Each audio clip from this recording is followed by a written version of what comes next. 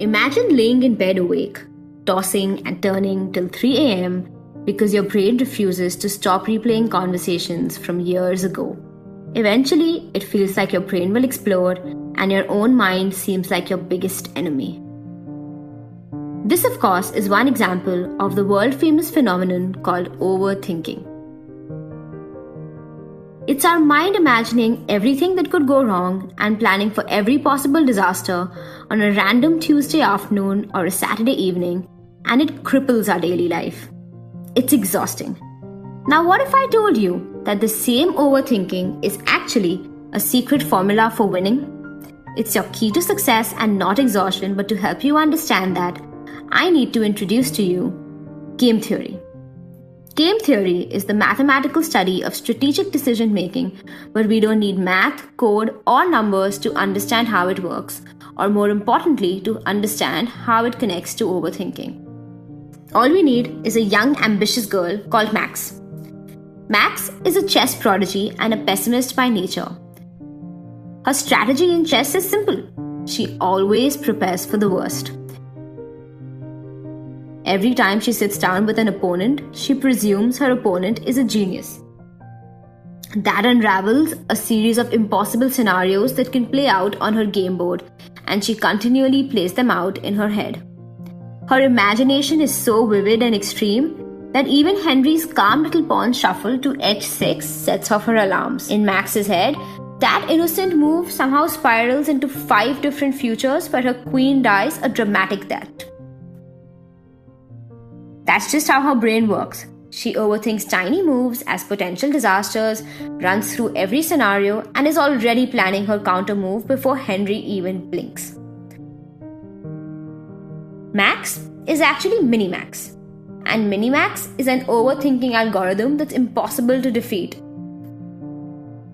It's commonly used in games like chess or even tic-tac-toe and always prepares for the worst to cement a win. But Minimax has a weakness.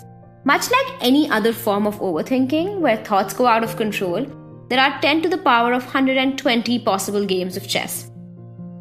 If Minimax actually played out every scenario, the computer would crash and the game would be lost. To turn overthinking into an advantage, a good programmer sets limits on Minimax. He or she concocts a way of pruning scenarios or thoughts, and we call that alpha-beta pruning. Think of alpha-beta pruning as your best friend or a logical mind that intervenes at a point where your thinking has entered a loop.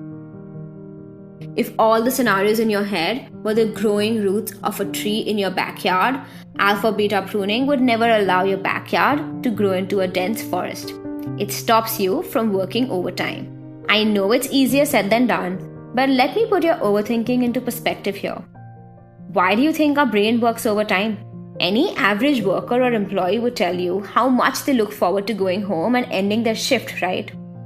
Well, our brain is not an average worker. It's built as a large supercomputer, not a compass that merely shows direction, or a calculator that only makes calculations, or even a book or gallery that stores data or images. The brain combines all these functions by processing large chunks of data and making complex calculations to become our guide through life. That's one hell of a task, don't you think?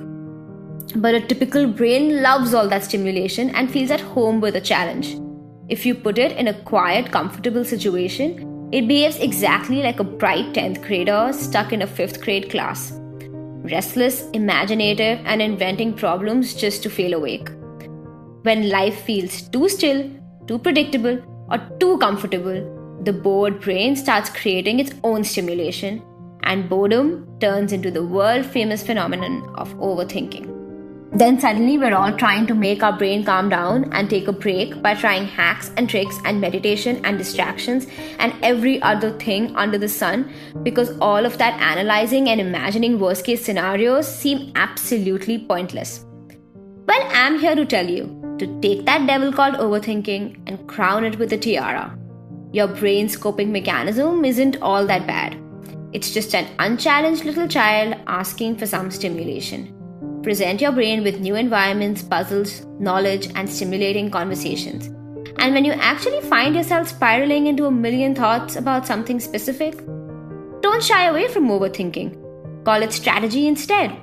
Give it your due time, effort, and attention rather than moving on from it by force. Sometimes our greatest power becomes a weapon against us. But that's no reason to run away from it. We just need to empower ourselves to understand our minds, channelize our energy, and leverage our very own supercomputers to level up further.